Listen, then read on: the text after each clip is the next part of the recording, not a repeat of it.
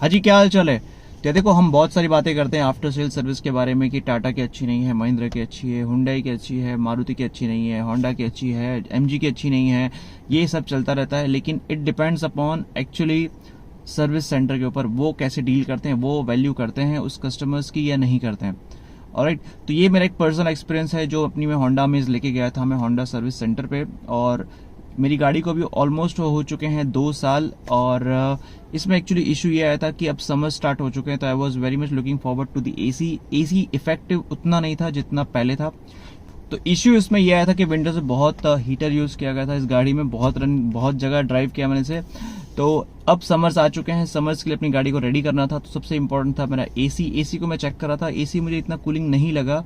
अभी जैसे कि टेम्परेचर 35 तक जा रहा है यहाँ पे अहमदाबाद वडोदरा में, तो कूलिंग मुझे इतना इफेक्टिव नहीं लग रहा था। तो मैंने सोचा कि एक बार सर्विस सेंटर जाके चेक करवा के आते हैं। तो रैंडमली मैं 1 वीक पहले सर्विस सेंटर गया था, मैंने चेक कराया वहाँ पे। तो कूलिंग उन्होंने थर्मोमीटर से चेक किया, तो कूलिंग उतनी नहीं आ रही थी। ही वॉज ऑल्सो सेइंग कि हाँ कूलिंग नहीं है। तो उन्होंने फिर डैशबोर्ड में से फिल्टर निकाला, उसे क्लीन विन किया, आराम से चेक वेक किया, और उसमें काफ़ी डस्ट लगी थी, उसे भी क्लीन किया, लेकिन स्टिल उसके बाद भी इतना कूलिंग नहीं मिला। तो मेरे जो एजेंट थे उन्होंने यही कहा कि गाड़ी को आप सर्विस सेंटर रख दो, 2 घंटे के लिए हम लोग ऑब्जर्वेशन में रखते हैं, इसका चार्जिंग चेक करते हैं, इसका गैस चेक करते हैं क्या उसमें इश्यू है या नहीं, और अगर मेजर कुछ डिफॉल्ट निकला तो फिर डैशबोर्ड भी ओपन होगा जिसमें 2 दिन लग जाएंगे।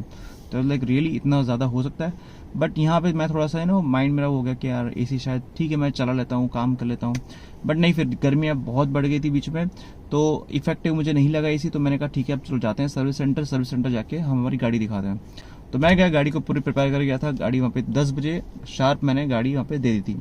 अराउंड 12:30 फिर मैंने उन्हें कॉल किया कि भाई बताओ क्या ऑब्जर्वेशन आपने देखा, क्या नोटिस हुआ। बोला कि अब गाड़ी में भी ऑब्जर्वेशन में भी कुछ नोटिस नहीं हुआ है। एंड आई वाज लाइक, यहाँ मुझे थोड़ा सा लगा कि यार ये शायद कुछ गेम ना खेले सर्विस सेंटर वाले। तो यार देखो, अब मैं ये क्यों कह रहा हूँ कि गेम ना खेले सर्विस सेंटर वाले, बिकॉज जब मैंने सर्विस सेंटर पे पहले जब मैं गया था दिखाने के लिए, तब उन्होंने कहा था कि करीब मैंने पूछा था कितना एक्सपेंस आएगा, तो उन्होंने कहा था करीब 1200 से 1400 के आसपास, यानी मिनिमम 1500 के अंदर आपका पूरा हो जाएगा।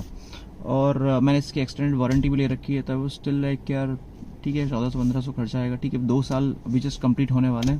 तो मेरा ठीक है, कोई बात नहीं, देखते हैं, क्योंकि एसी तो बहुत ज़रूरी है। इसके बाद अब जब 3 बज चुके थे, मैंने फिर से एक बार कॉल किया कि यार अब बताओ क्या स्टेटस है, अभी क्या अपडेट है। उन्होंने कहा कि अभी फिर भी ऑब्जर्वेशन में है और कूलिंग हम लोग चेक कर लिया है हमने, और एक बार फिर से ड्राइव करके देखेंगे कि कितना अपडेट आ रहा है, आरपीएम हाई करके देखेंगे कितना कूलिंग दे रहा है नहीं दे रहा। और यहाँ मुझे लगा कि यार ये पक्का 1500 रुपये 1200 रुपये का खेल खेलने वाले हैं और यही करवाएंगे। और इसके अलावा मुझे ये भी टेंशन हो रहा था कि यार गाड़ी का डैशबोर्ड ओपन ना हो, कुछ ज़्यादा मेजर डिफेक्ट कुछ ना आ जाए। फिर करीब 5:30 के आसपास उनका कॉल आया। मैंने कहा हाँ बस मैं रेडी हो रहा हूँ, निकल ही रहा था सर्विस सेंटर के लिए। उन्होंने कहा कि हाँ आप आ जाइए, गाड़ी रेडी हो चुकी है आपकी। मैंने कहा क्या फॉल्ट आया था। उन्होंने कहा कि आप आ जाइए, बताता हूँ मैं आपको, ज़्यादा कुछ नहीं था, अब कूलिंग जा रहा है आपका आराम से। मैंने कितना कूलिंग जा रहा है। उसने कहा कि अब आपका 4 डिग्री तक कूलिंग जा रहा है। मैंने कहा ये हुई ना बात, ये एक्चुअल में चाहिए था मुझे। इसके बाद जब मैं सर्विस सेंटर पहुंचा, सबसे पहले मैंने अपनी गाड़ी को चेक किया, बाद में उनसे मिलने गया। पहले मैंने कहा चलो अपनी गाड़ी का कूलिंग चेक करते हैं, फिर उनसे वार्तालाप करते हैं। और जब कूलिंग मैंने चेक किया, मुझे लगा हाँ यार ये कूलिंग एक्चुअल में चाहिए था। क्योंकि देखो यार, आपको ठंडी हवा नहीं चाहिए होती, आपको ठंडी हवा तो आपको मिलेगी, लेकिन आपको चाहिए कि कैबिन भी आपका कूल हो। अदरवाइज क्या होगा कि आपको ठंडी हवा लेके आपके हाथ बहुत ठंडे हो रहे हैं, लेकिन ये जरूरी नहीं है, कैबिन में एक्चुअल आपका कूल होना चाहिए। इसके बाद मैं गया उनसे पूछने के लिए, अच्छा बताओ क्या हुआ था, इशू क्या डिफेक्ट था। उन्होंने कहा कोई था, आपका चार्जिंग का इशू था, चार्जिंग थोड़ा सा कम था, हमने देख लिया, उसको चार्ज कर दिया, फिर कूलिंग आ गया, गैस प्रॉपर था, बाकी कोई इतना मेजर डिफेक्ट नहीं था, बाकी सब क्लीनिंग विनिंग सब आपकी सर्विसिंग में हो ही चुकी थी। ये जो मेजर काइंड ऑफ पॉसिबिलिटीज हो सकती थी वो नहीं थी, सिर्फ चार्जिंग का इशू था। उन्होंने चार्जिंग किया, थोड़ी देर लगाया और इशू वहीं पे सॉल्व हो गया। अब बात करते हैं बिल के ऊपर। अब बिल मुझे लगा कि वही आई वाज प्रिपेयर कि हाँ 1200-1500 तो आएगा ही। अभी बिल मेरे सामने ही है, बिल आया केवल 2 रुपए का, बिल्कुल बिल आया केवल 2 रुपए का। उसको भी उन्होंने राउंड ऑफ कर दिया और इसको कर दिया 0 बिल को। तो वो क्या लगा था चार्जेस, बिल मैं आपके सामने रखने वाला हूँ। इन्होंने किया चेक एंड डायग्नोस का लगाया, उस पर 0 चार्जेस लगाए, उस पर कोई चार्जेस नहीं लगाए। और फिर क्लिप स्नैप फिट किया उन्होंने कुछ, ठीक है, जिसके उन्होंने 1.5 रुपए लगाए हुए हैं। और 1.5 रुपए का राउंड ऑफ होकर 1.92 हो गया था, लेबर मिला के 1.92 हो गया। और फिर 2 रुपए चार्ज हुआ, उसको उन्होंने राउंड ऑफ करके 0 कर दिया। तो देखो ये बहुत इंपॉर्टेंट है कि सर्विस सेंटर किस तरह से कस्टमर से डील करते हैं। अगर जेन्युइन है तो ठीक है पैसे लो, अदरवाइज नहीं है जेन्युइन तो मत लो पैसे, यही चाहिए। क्योंकि नेक्स्ट टाइम कोई सर्विस सेंटर जाएगा ही नहीं। मेरे एक दोस्त ने उन्होंने कहा था कि यार बाहर आ जाओ, वहाँ पे 1200 रुपये 1300 रुपये में हो जाएगा। तो मैंने कहा कि सर्विस सेंटर वाले 1400 कह रहे हैं। तो हाँ बोला फिर वहीं जाओ। बिल्कुल, तो वहीं जाना चाहिए सर्विस सेंटर में, क्यों बाहर जाना। तो ये सब चीज़ें हैं। देखो यार, अगर आपका सर्विस सेंटर अच्छा है तो गाड़ी हमेशा सर्विस सेंटर पे ही ले जाओ, क्योंकि देखो सर्विस सेंटर वालों के लिए बहुत इंपॉर्टेंट है कस्टमर बिल्ड करना। अगर उन्होंने कस्टमर बिल्ड नहीं किया तो आने के टाइम पे कोई गाड़ियां नहीं परचेज करेगा। और होंडा वाले तो चाहते ही हैं कि कस्टमर्स उनसे जुड़े हुए रहें।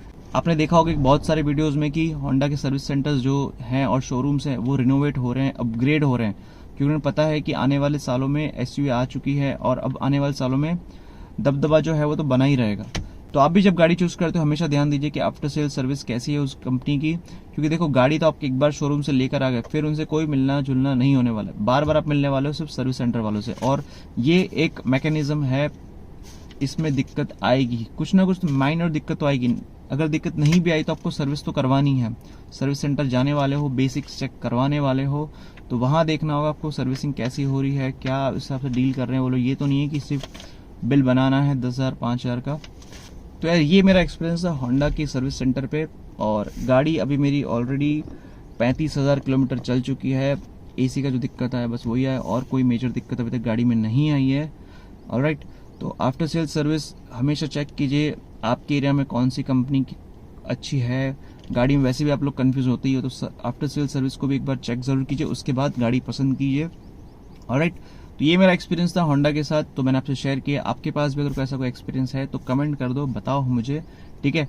ऑलराइट, चलिए, थैंक यू सो मच।